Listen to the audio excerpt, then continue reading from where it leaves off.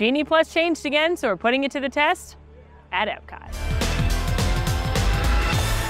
Hello, Mam Fam, and welcome to the second episode of our series, Is Genie Plus Worth It, with the new price changes?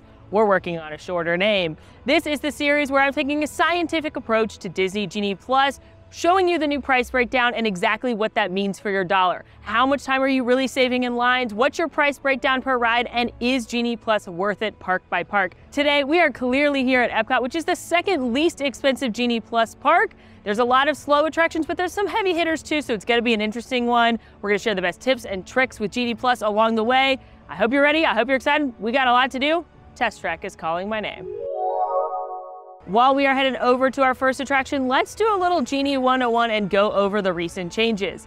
Disney Genie has three different components. There is the free Disney Genie, which is just a feature in the app that can provide things like the tip board, dining tip board, predictive wait times, personalized itineraries. There's Genie Plus, which is the focus of these videos, which is the paid service, which allows you expedited entrances at the various attractions in Walt Disney World. With Genie Plus, you can access over 40 different attractions across all four parks by reserving a time to ride. Time reservations are on a next available basis, and you can use it at each attraction once. Now here's where the change is. Previously, Genie Plus cost the same amount no matter which park you were going to, multiple parks in one day. It didn't matter, it cost the same per person per day. Now that price did vary based on the crowds, meaning it would be more expensive during the busier times of year and less expensive during the slower crowd days. But again, it was the same price no matter which park you're going to. The change is that now it is priced per park. So for example, Animal Kingdom is less expensive than Magic Kingdom because there are less attractions that offer Genie Plus at Animal Kingdom. On the one hand, it could help you save money, but on the other hand, it adds another layer of complication to Genie. Like I said at the beginning, EPCOT is usually the second least expensive park for Genie Plus, and today it was $18. The third kind of Genie Plus are what I call fancy rides. Disney called them individual Lightning Lane a la carte selections, which is way too long, so I just say fancy rides. These are attractions that you can also skip the line at, but they're not included with Genie Plus. They are the fanciest and best rides at the parks, meaning if you want to skip the line there, you're gonna have to pay an individual price per person. At this park, it's Guardians of the Galaxy Cosmic Rewind, and it was $15 per person today. Now, one term you're gonna hear a lot when talking about Genie Plus and fancy rides is lightning lanes. That's just the physical location at the attractions. It used to be called the Fast Pass line. That's just the physical separate line you're gonna go to as opposed to the standby line. Why it's not all branded to be the same thing, why Genie and Lightning make no sense together, but those are the words you need to know. Now let's talk about booking those attractions. Again, we're not doing fancy rides in this series because it's all about Genie Plus, but you can book those at 7 a.m. if you're a Walt Disney World Resort guest, at the time that park opens if you are not a Walt Disney World Resort guest. As far as Genie Plus goes, anyone can book their first one starting at 7 a.m., which is exactly what I did. But it, of course, triggered the dreaded 120-minute rule, and I've already got a stack of lightning lanes, so let's break it down. I know this is so confusing, and I'm saying it at the beginning of all of these videos just as a good refresher, and maybe you haven't watched all of them yet, but Genie Plus is very, very confusing, but once you understand it, it can really help out on your vacation. So again, as far as booking goes, you can book your first Genie Plus Lightning Lane starting at 7 a.m. You can book your second Genie Plus Lightning Lane or your next Genie Plus Lightning Lane either A, after you've used the first one, B, if it expires because you didn't use it for some reason, or C, after it's been 120 minutes since you booked it. There are some attractions that are so popular that when you book it, it's gonna be many, many hours out, and Disney didn't want you to be able to not use the system for that long, so they implemented the 120-minute rule. As a caveat, that 120 minutes does not start until that park opens. So let's talk about what I did this morning. At 7 a.m., I booked Remys Ratatouille Adventure. The park opened at 9 a.m., which meant at 11 a.m., I could book Test Track. And then 2 hours later from that, at 1 p.m., I could book Frozen Ever After. So I'm coming into the park with all three of those lightning lanes already booked. We call this stacking, and it's a great way to use Genie Plus if you're coming into a park in the evening, maybe it's your check-in day, or you're starting in a park that doesn't necessarily need Genie Plus like Animal Kingdom, and you're hopping into another park like Magic Kingdom or Hollywood Studios, you're doing a pool day at the resort. Stacking a bunch of lightning lanes can really help you magnify your evening. Now, one thing to help you stack successfully is up at the top of your tip board, it will tell you when you can book your next attraction. Set an alarm for a minute or two before that time so you're always ready to go, because one of my best Genie Plus tips is to always have one booked. Now, that's probably enough information to get you started. I've been talking for like 6 or 7 minutes straight just explaining Genie Plus, but let's start headed to Test Track and I'll share a little bit more on the way. Once again, Test Track, the second attraction I booked this morning, but the first attraction we're going to be riding today. When I initially booked Test Track, it was in the later evening times, but then I just checked back every 20 minutes or so with that modified feature, fiddle-faddled a few times, which is just my term for refreshing the screen to see if anything better comes along, and that's when I was able to move that up to an earlier afternoon spot. I love the modified feature. I use it all the time. I used it on the other two I booked before getting to the park as well. It is a very, very good addition. Now, Test Track is incredibly popular as demonstrated by its current 80-minute posted wait. It has a 44 0-inch height requirement, and it allows you to design a car and then test it out on the sim track. Thank you. Got my timer going. If you remember from the Hollywood Studios version of this, which was our first episode of this series, you'll know that I timed how long it took me in the lightning lane to get on the attraction, and I'm comparing it to the posted standby wait time to see how much time you really save by paying for Genie Plus. I will say the lightning lane's a little backed up today, so we'll see how much time it truly is. And 9 minutes later, I am headed into the pre-show, which this is when Disney stops the clock. This is when their wait time posted is getting you to, because this is when the experience starts. So we're gonna stop that at 9 minutes saved. Pretty sweet deal. And now we're gonna design a dope car. Do I want like a little car, an SUV, or I think I want a sports car? All right, let's make it wider. Rev that engine up. No, we care about the planet, so we're going on an electric car. Let's be honest, I just care how it looks. Pink. We're in our Barbie era, friends. She is pink. There we go. Graphics, absolutely. But which graphics? Which ones would Barbie have? Oh. Barbie would probably have the flowers. Okay. Barbie put car, coming in hot. There's no cool looking wheels. Oh, just kidding.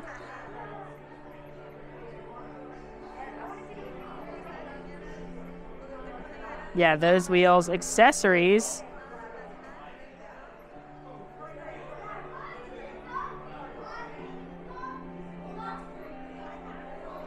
I had to put a sweet speaker system in. All right, there's our car. There she is. Beautiful. I will say, I think single rider is still absolutely the way to go on this ride. Single riders are breezing on by. I'm still waiting post designing my car to get to the load platform. So even though it only took 9 minutes to get to where the clock stops, this whole experience for everyone, Genie Plus or not, is taking a lot longer. Welcome to the sim track.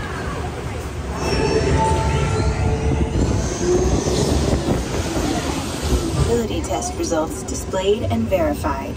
Scan for aerodynamic efficiency.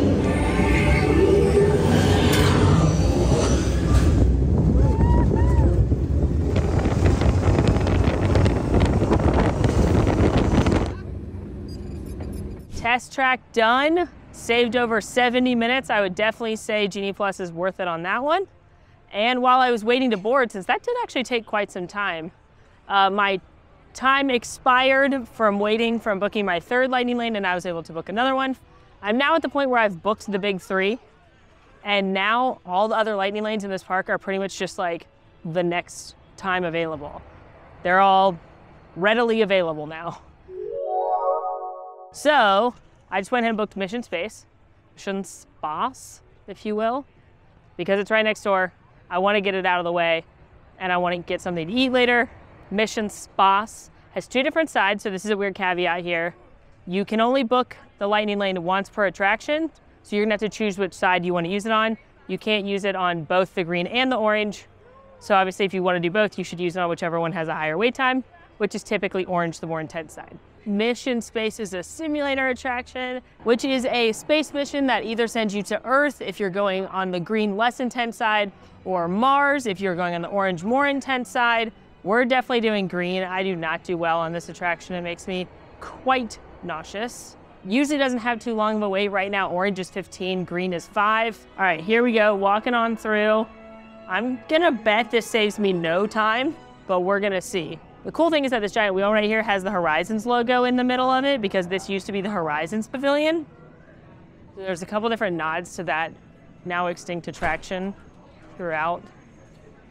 All right, we're almost to the merge point. Hello.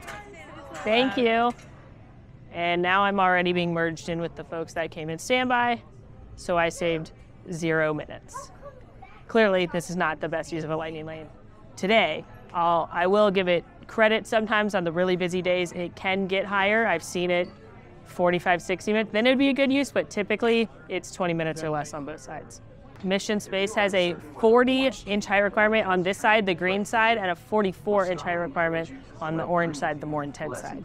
And I'm not kidding. It will make you very nauseous, or makes most people very nauseous. It's the only Disney World attraction to be equipped with barf bags. So if you're not sure if you want to ride this or not, or you're not sure you can handle it, come ride the green side first, just to make sure.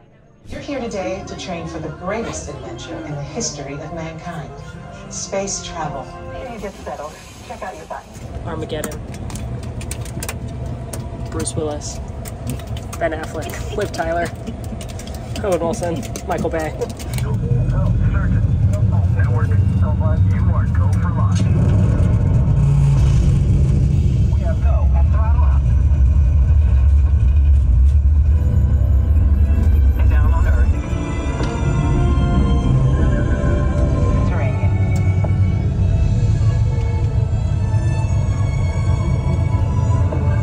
Your ship lighting. Now. Fleet extended. We've lost autopilot. Right.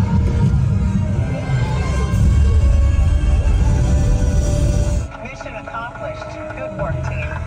Curse you, Mission Space. Now that feels a little dramatic. I don't actually think the green side is that bad. If you can handle Star Tours, you can definitely handle the green side. If Star Tours makes you nauseous, you might be able to do the green side, but I definitely want to try the orange side.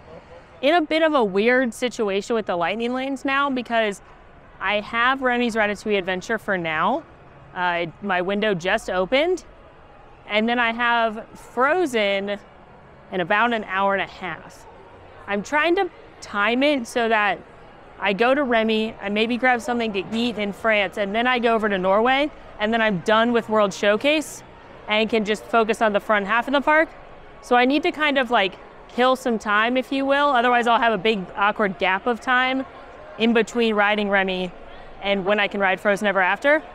So I'm booking things at the Imagination Pavilion. So basically I want to save the most front part of the park for the end of the day, just to eliminate as much going back and forth as possible. That's one thing a lot of people say during these videos is like, you're bopping all over the park, which obviously is a lot easier for me as one person than if you've got a whole big group of people in strollers and wheelchairs and all the things. So I've been trying to kind of stay in one place. Also keep in mind, if you were a normal person having a day at EPCOT, you would not be trying to use lightning lanes at everything. And you would be doing other things in between your lightning lanes. But I'm, working under a time is money mindset right now. So like, while normal Molly would love to go to just France and sit and luxuriate, video Molly wants to knock out a few more attractions before she gets into World Showcase. Or, this cloud could come along and ruin my entire plan, where I'm not gonna wanna walk all the way to World Showcase, but it's Florida. That happens, and it'll go away just as quick as it comes, if it even does. Made it to the Imagination Pavilion, and it has 2 attractions here. You have Journey into Imagination with Figment, and then you have the Disney and Pixar Short Film Festival. I booked Journey into Imagination with Figment, but my laser eyeballs can see from here that the Disney and Pixar Short Film Festival starts in 5 minutes. And that's just a 3D show that you go to the next one, and it's like 20 minutes long. So I'm gonna actually switch my lightning lane to be that, so we can watch that first and then do Figment. Neither of these 2 attractions ever really has a long line, so I've been told by the cast members that if you ever see the Disney and Pixar Short Film Festival and it's less than 10 minutes, you should see the show first. So we're gonna modify this. This is how you do that. I'm modifying Journey into Imagination with Figment, so I'm gonna click these 3 buttons, modify plan, and then it will show me other times for that attraction up top and then other experiences down here. We're gonna swap to the Disney and Pixar Short Film Festival, and we are good to go. Now I will be arriving just a few minutes before the lightning lane I just booked, but in my experience, if you're nice, cast members will usually let you tap in like 2-3 minutes early. Not a bunch of minutes early, but like a few. Tap it in, Oh, look, Mickey's here. This is, I think, one of the best places to meet Mickey because, like, no one knows he's here. But we don't have time for that. The show's going to be starting very soon. I'm going to chalk this one up to a 0 minutes saved because the posted wait time on this is just how many minutes to the next show. And I immediately merged in with where standby would have gone in. So saved no time, but I am going to enjoy it.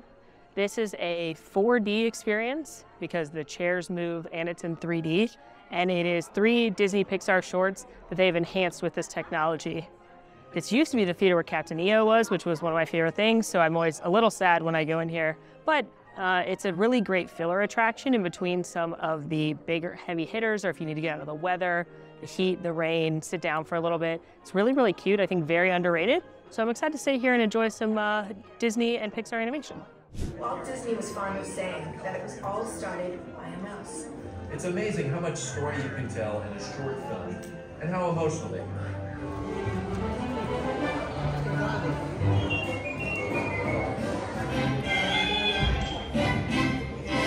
Short Film Festival check. They ask you not to video the show, but it is very cute.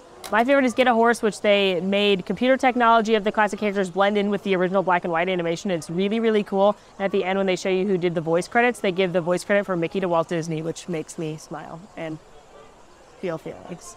I will say the show's a little bit longer than I remembered. I remembered it being like 15 minutes and it's closer to 20, 25 or so, which is a big chunkier day. I definitely don't think it's a must-do for most people, but if you're dodging a Florida rainstorm or just want to sit down in air conditioning for 20, 30 minutes, it's a good choice. And obviously not a good use of a lightning lane considering it's all the same once you get in there. It had a posted 5-minute wait. I waited 5 minutes, so did everyone else. I think either some worse rain is coming or I just dodged a big rainstorm because it is blustery out here and it's starting to spit, but I have like 7 minutes to get to Remys Ratatouille Adventure, so we're going. Did anyone else play in these as a kid? As a kid, before I learned how terrible it is to walk around wet all day, I used to be obsessed with these jumping fountains. Made it to France and headed back to the news section, which opened for the Walt Disney World 50th. That contains the Creperie and Remys Ratatouille Adventure. This little new area is so cute. Definitely think this pavilion needed an expansion because it's super popular. And I do love the Creperie. Maybe I'll get a crepe. I think I'm gonna have time to get a little snack before making it to Norway. Remys Ratatouille Adventure is incredibly popular. It is highly recommended that this be the first attraction you book right at 7 a.m., which is exactly what I did. I got a morning return time. I knew with the other lightning lanes and the stacking I wanted to do, I wouldn't be here bright and early in the morning. So I modified it a little bit later to be an afternoon time, and here we are. But this one usually is gone for the whole day pretty quick. And again, if you want to ride it, this is a good one as your first choice.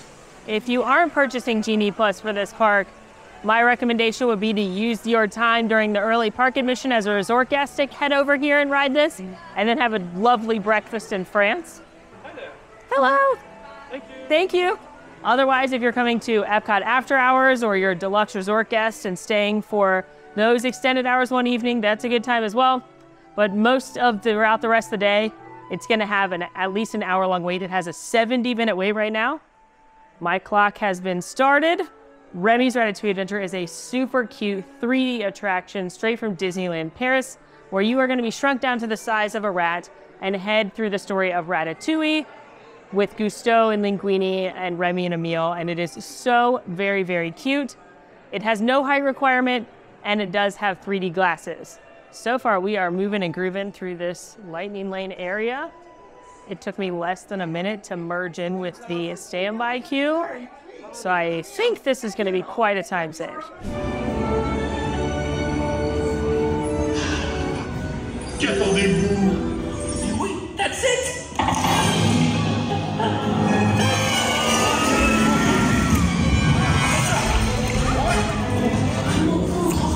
Hey guys, the food is for them, not you.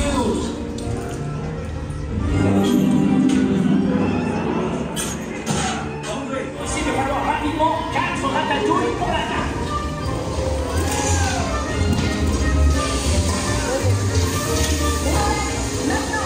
Oui, ma chérie.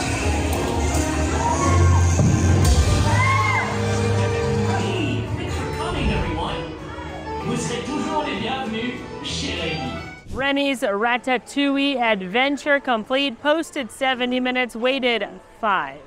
So yeah, I absolutely think Remys is a great one to use a lightning lane on. This would probably be my top choice. Now, if you're not buying Genie Plus and you're not staying at a deluxe resort or coming in for early park hours or anything like that, try the evening.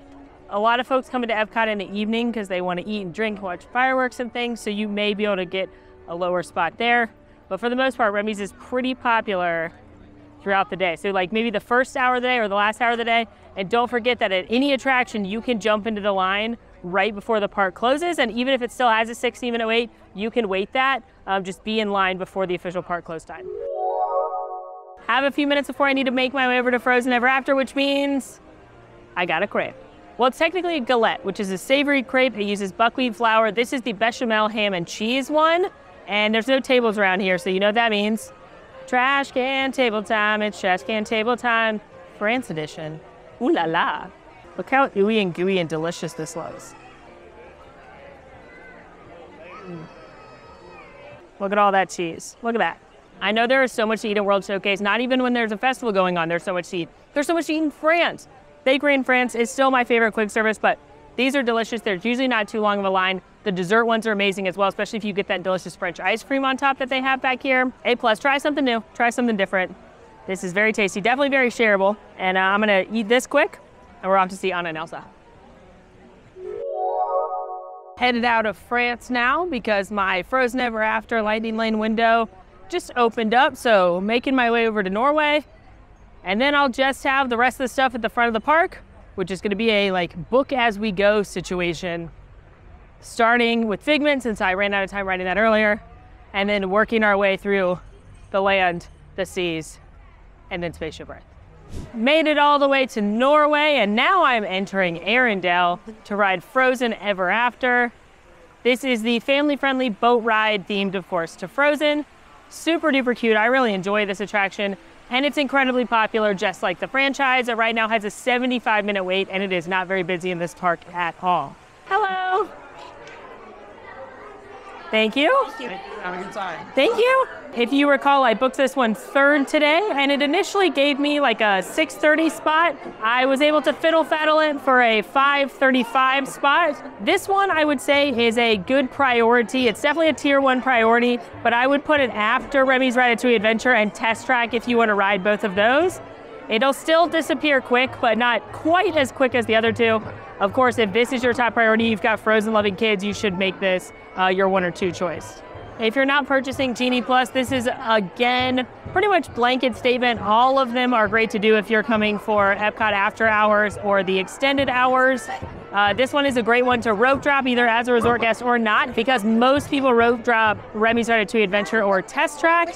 And then again, you can use that last thing at night trick where you jump in the queue right before the park closes. Of course, that means you won't get to watch fireworks, but it's EPCOT forever right now, so it's not as much of a tough choice as when it was Harmonious.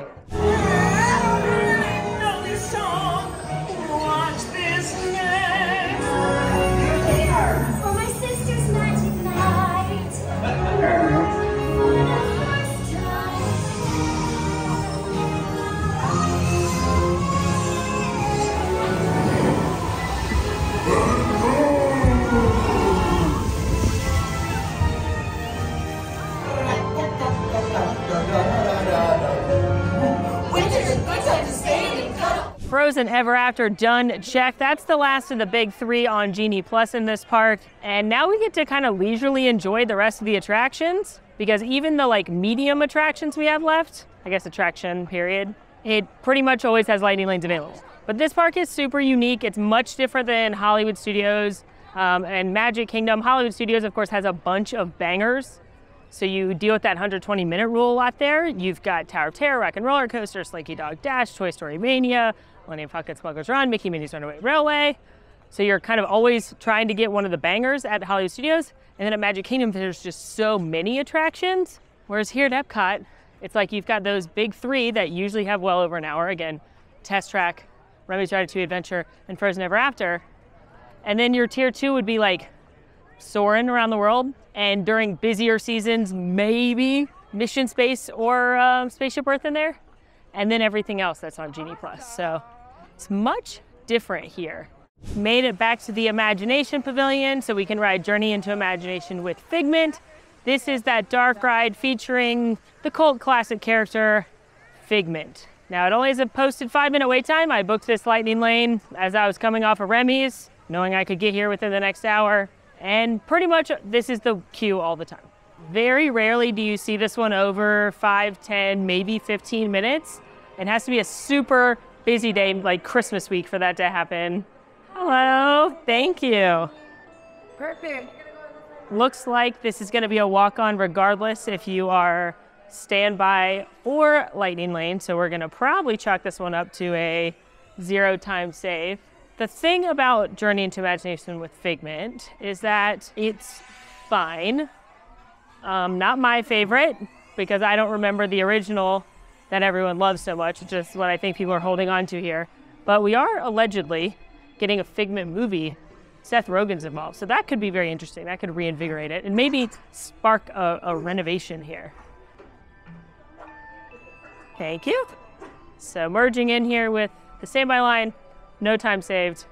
Pretty much the only time I see Figment with a line is like during the really, really busy times of year, which is when you'll see all of these attractions with a line, or sometimes the first day of the Festival of the Holidays, because Figment gets a cool holiday sweater and people like to see it. And by people, I do mean me. Touch, coochie coochie go, and taste. I told you not to interfere. But you've got it wrong, Doc. Just turn your imagination loose and anything can happen. It's always a good time to use your imagination. One awful whim, stand side up and upside down. It's time to get back to the Institute. I know a shortcut.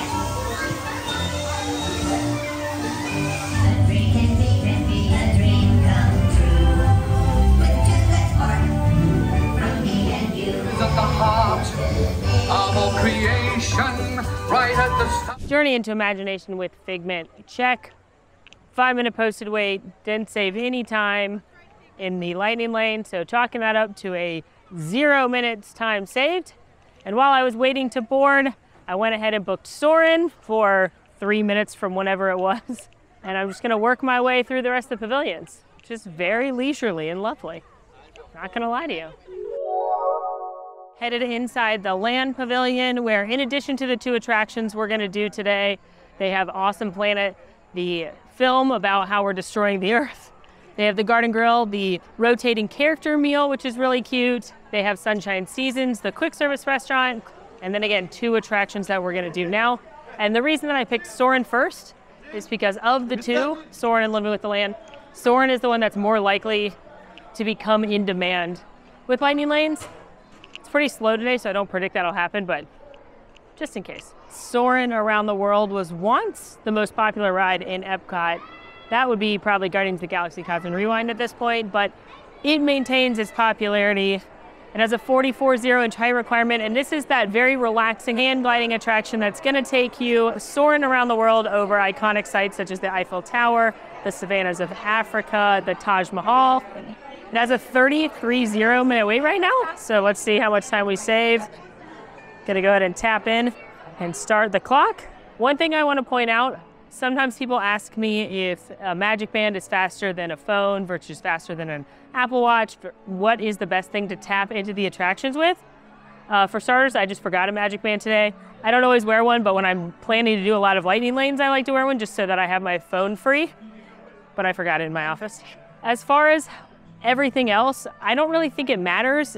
I think what slows people down is when one person is in charge of tapping for everyone. I've been behind several families this week where like one parent has everyone on their phone and they'll accidentally tap the same one twice, which will make it go blue and then it has to reset, or the phone's not working to swipe it over.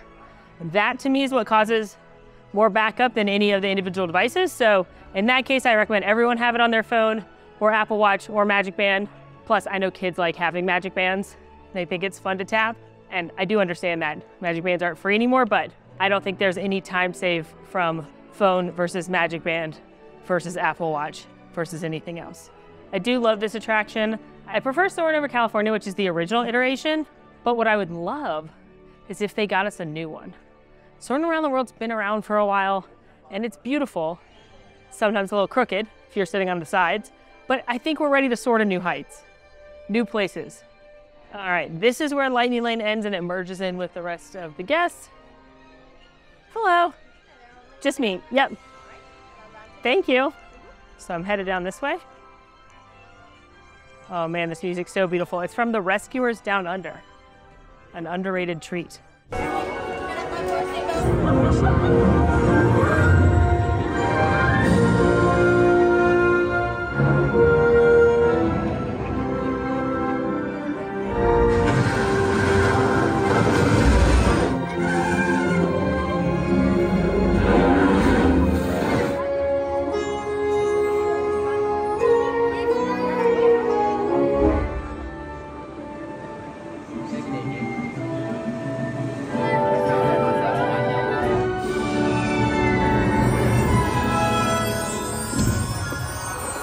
Soren complete, posted time 30, 12 minutes to get to the pre-show. Granted, most of that was waiting with the standby folks because of how Soren loads. They load a lot of people and wait, then a lot of people. It's not continuous like a lot of rides. But I'm still gonna say Soren is worth it if you're purchasing Genie Plus. Despite being a Friday in the summertime, the wait time is pretty low at Soren. It's only 30 minutes right now. However, Soren tends to wax and wane a little bit, and you'll see it 45 minutes, an hour sometimes. So I think typically speaking, it's a good use of a Lightning Lane there. Now we are at the other attraction in the land, Living with the Land. This is that beautiful boat ride through the greenhouse. It has a 5-minute wait, which is a walk-on. It's gonna be a walk-on for me too, but I'm excited to see the plants nonetheless. Living with the Land is a slow-moving boat ride through the greenhouses here in EPCOT. Hello, just one. Thank you. And yep, I'm already merged in with the rest of the groups here. In fact, I think I'm losing time because of the way the line's set up right now. I like this attraction a lot. I like looking at the different plants. I love riding it during festivals because they will put little placards out and say that this fruit or vegetable or herb was used in this dish for the festival. So that's kind of fun. LOL, being in the Lightning Lane actually lost me time just because of where the merge was set up, but not counting that. I'm just counting this as a no time save, and I'm excited to see what the plants are up to. Meet the rich soil that would one day become home to the American farm. The tropics are home to the greatest diversity of plants on the planet. Many of these, like papaya, tilapia, and edible plant species in the world, most of us are only familiar with the handful that make up our everyday diet. Precisely controls and recycles water and nutrients. The future of agriculture may include innovative ideas like this vertical growing system. Plants grown in this way use a fraction of the space required by traditional growing methods. Living with the Land complete. I do really enjoy that attraction. It is so relaxing. I saw all these little microgreens and a bunch of fruit and vegetables, and I was like, I hope I'm eating you soon, aka Food and Wine starts soon. If you're like me and enjoy Living with the Land, definitely recommend the behind the scenes tour. It's a walking tour of the greenhouse. It's only about an hour long and about $35. It's really interesting and fun. You get to feed the fish, try some cucumbers, walk through the greenhouses and learn more about the plant life. I did a whole video on it if you want to check that out, but it's a real hidden gem, I feel like, in the parks. As I was getting off my boat, I went ahead and booked The Seas with Nemo and Friends right next door because we got 2 attractions in that pavilion. Arrived at The Seas with Nemo and Friends, posted 10-minute wait. Hello. Thank you. Starting the clock, but my assumption is it's a walk-on for both me and the standby guests. And what I've been doing for those is just making it a no time saved stance on the old spreadsheet. And by me, of course, I mean the incredible mathematician working tirelessly to figure out the calculations. The Seas with Nemo and Friends is a super cute dark ride. Of course, in the story of Finding Nemo, you are gonna join Marlin and Dory as they hunt for Nemo, and you'll encounter Bruce and the other sharks, as well as a few other characters. It is very cute, and Nemo's not even my favorite. All right, yep, I already merged in with the regular guests. This is gonna be a no time saved yet again. A lot of people don't realize that the butt is there. Cute little detail in the queue. Typically the only time these front of the park attractions, this Figment, Living with the Land, get longer lines besides, a really busy week like Christmas week. They can sometimes get longer lines in the morning because people come into the park in the morning, they rope drop Remys or Frozen or Test Track, knock those out, and then they're just like, all right, a bunch of rides. So sometimes in the morning, you'll see these rides creep up to 30 or so minutes. Don't ride them then. Don't wait 30 minutes to ride this or Figment or Living with the Land, because it will drop 90% of the time to a walk-on.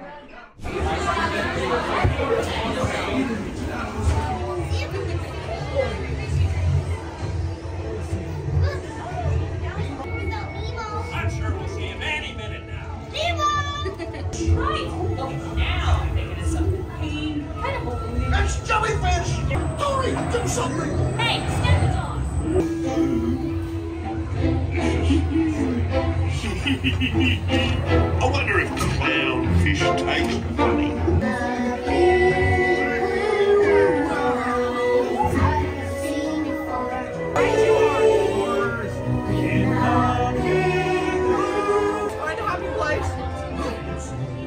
The Seas with Nemo and Friends check, and now we have been dumped out into the sea base, which I love. It's a giant multi-story exhibit dedicated to, of course, the seas. So there is a huge aquarium where you can see sharks and rays and fish. You can see dolphins, you can see manatees, turtles, some smaller fish like actual clownfish. I love coming in here and enjoying some air conditioning and also just looking at the different exhibits. But when I was about to board Nemo, I booked Turtle Talk with Crush, which is our next one. And I'm gonna ask how many minutes till the show starts, because it's like Muppet Vision or the Pixar Short Film Festival earlier. It's just whenever the next show is. Nina, the very sweet cast member, let me know there were about 10 minutes till the next show for Turtle Talk. So I'm gonna go say hello to a dear, dear friend who I haven't seen in a while while I wait for that 10 minutes to go by. Mr. Eel, how are you, friend? You're hanging out high today. Yeah, hi there, Molly. Hey there, man. It's been a while. I know, Mr. Eel, you're right. There's no excuse. I've been traveling and busy, but you know what? I should have come by to say hello more recently. So how are you? How's the missus? Oh, she's good. She's been working. So tonight I'm surprising her with her favorite snack, fish. Her favorite snack is fish. Any kind of fish? Fish. All right, well, you know what, Mr. Eel, I appreciate that you are surprising your lovely wife, Mrs. Eel, with some kind of delicious treat. Sounds like she deserves it. Has been working hard. Just want to say hey, and I love you. I'm going to go talk to a turtle now, which is somehow less embarrassing than this. So, bye, Mr. Eel. Bye, Molly. Bye, my fam. All right, it is time to return to Turtle Talk with Crush. I'm back. Turtle Talk with Crush had a posted 15-minute wait, but like I said, I'm just gonna roll it at a 0 time saved because everyone's just walking into the same room and waiting for the show, much like we did at the Pixar show earlier. Turtle Talk with Crush is a very cute interactive show similar to Monsters, Inc. Laugh Floor at the Magic Kingdom, where you get to talk to Crush the turtle from Finding Nemo. Now, it's definitely geared at your little ones because they're encouraged to sit up at the front and ask questions. It's super cute, though. I always laugh. Crush is hilarious. You never know what he's going to say. I've heard kids ask very simple things like, what do turtles eat? And I've heard kids ask hilarious things like, how do you poop? Which to a little kid is hilarious. And you know what? I laughed. I'm not saying to coach your kid as to what to say, but just let them know that there is going to be an opportunity for them to ask Crush a question and maybe to start thinking about one. So again, they can raise those hands nice and big and strong when the cast members ask for it or when Crush asks for it. Also, there's some cute little sharkies in here in the waiting area, but we're gonna go into the theater now and talk to a turtle. Oh, dude. Chuck, that was an alley-oop double gainer variable. Look at all the humans in the human tank. Hey, Charlie, dude, do you know how to talk like a turtle? Dude, you did it! Cha, you're totally talking turtle. Cha, dudes, put your fists together.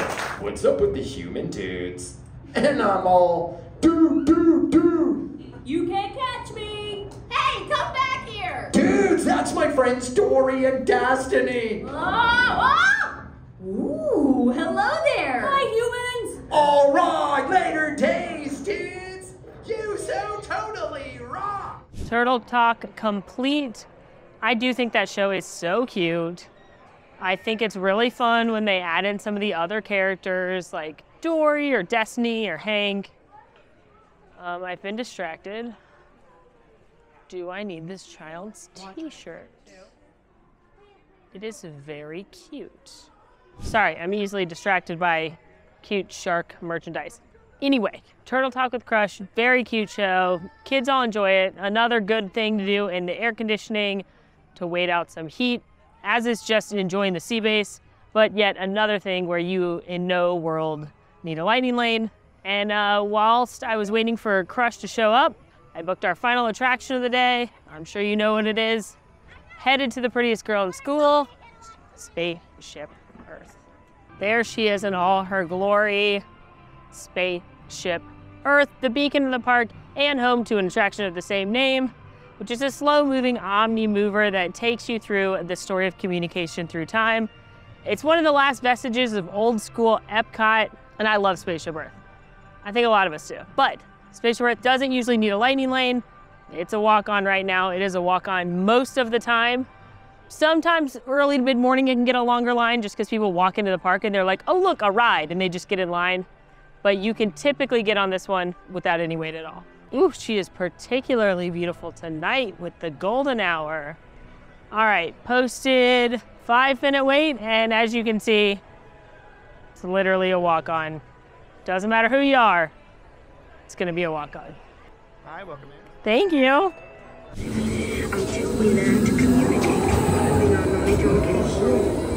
There's only one solution.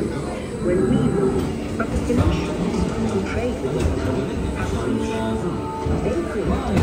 Mandato Materi Europea, with contribus legionibus praesidium Mondini Impera.